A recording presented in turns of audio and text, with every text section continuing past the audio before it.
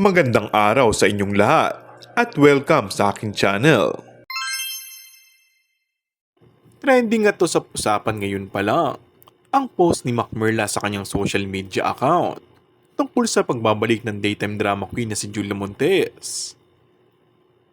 Tapos na nga ang matagal-tagal na pamamahinga at magbabalik na nga sa eksena si Julia para sa nalalapit na serye na pagbibidahan nito.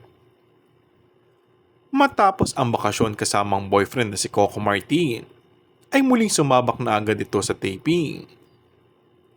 Masayang masaya raw ang aktres sa magagandang bagay na nangyayari sa karir niya ngayon at wish niya na magtuloy-tuloy at sunod-sunod na ang blessings na dumarating sa kanya.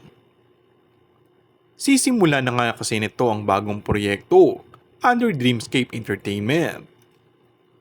Ang offer daw na gumawa siya ng soap sa Kapamilya Network ang pinakaabangan ng mga fans ng aktres.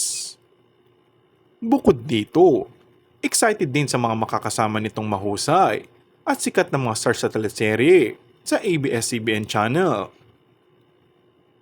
Ayon sa aktres, ay wala na raw siyang panahon para pansinin pa ang pambaba sa kanya. Pinaghahandaan umano nito ang kanyang pagbabalik. Hindi naman nabanggit kung sino-sino ang mga makakasama nitong bigating stars para sa bagong proyekto ng ABS-CBN Network. Samantala, mas lumutang din ang ganda niya ngayon na humamig nga ng maraming papuri mula sa kanyang mga kasamahan sa showbiz at mga fans na rin. And that's all for our today's video.